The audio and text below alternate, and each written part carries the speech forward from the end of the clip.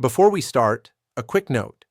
If you want to explore the Maya world through a branching time travel story, the book Mystery of the Maya is linked in the description and in the first pinned comment.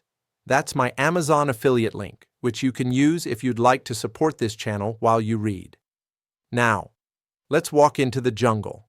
Imagine a city where a pyramid has 365 steps, and twice a year the sun paints a moving serpent down its staircase.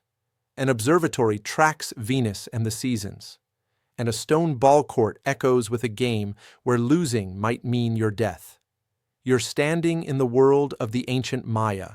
At places like Chichén Itzá in the Yucatan, the Maya Toltec city, whose ruins still tower over the forest, you can see how precise they were.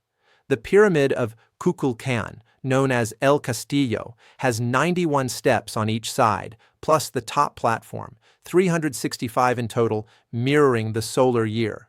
During the spring and autumn equinoxes, the late afternoon light creates the illusion of a serpent of shadow slithering down the staircase to meet a carved serpent head at the base. It's astronomy, mathematics, and religion fused into stone. Nearby, the circular building called El Caracol acts like an ancient observatory, with windows and doors aligned to track celestial events, particularly the movements of Venus. The Great Ball Court, the largest in Mesoamerica, has eerie acoustics that carry whispers across the field and walls that tell stories of ritual sacrifice. This is not a primitive civilization. The Maya developed a sophisticated writing system with hundreds of glyphs, detailed calendars combining ritual and solar cycles, monumental architecture carefully aligned to the sky, and a political world of city-states competing, trading, and sometimes waging brutal war. So where does the BE mystery come in? For centuries, outsiders looked at these ruins and asked, what happened to them? From around the 8th to 10th centuries CE, many of the great classic Maya cities in the southern lowlands stopped building monuments and were eventually abandoned. Later, people spoke loosely about a vanished civilization, feeding myths of sudden disappearance. Modern archaeology paints a more tangled picture. We see evidence for intensifying warfare and political fragmentation, environmental strain from population growth and agriculture, disrupted trade routes and shifting power centers, and, crucially, climate stress. Recent high-resolution climate studies using oxygen isotopes in stalagmites from caves in Mexico show repeated severe or wet season droughts, including one that appears to have lasted around 13 years, overlapping with the period of classic Maya collapse. During these droughts, construction at major sites slows or stops, inscriptions change, and archaeology records disruption and decline. In other words, the Maya didn't vanish overnight. Their world cracked over generations under the combined pressure of politics, environment, and climate, a slow-motion catastrophe that feels uncomfortably modern. And here's another twist people often miss. The Maya never actually disappeared.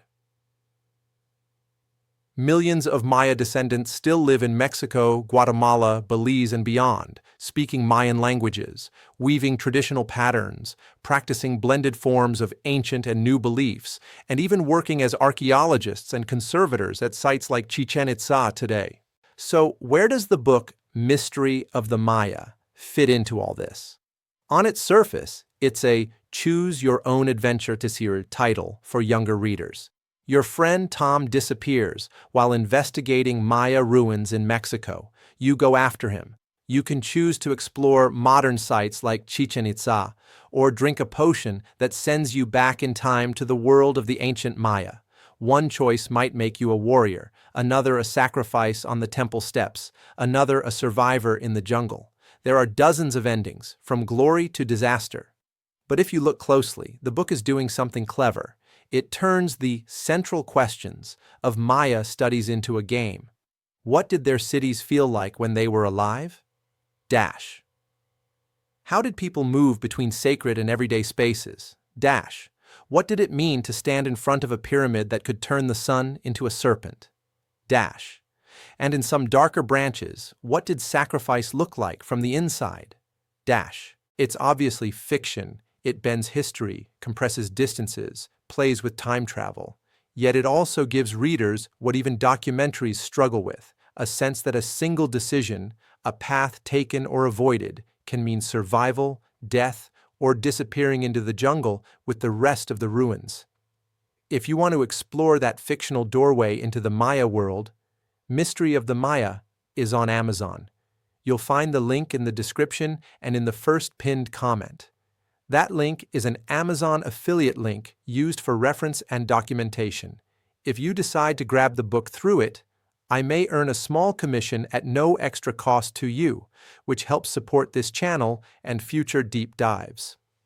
The real Maya story is bigger than any one book, a civilization that turned stone into calendars, sky into prophecy, and collapse into a lingering question mark carved into the forest.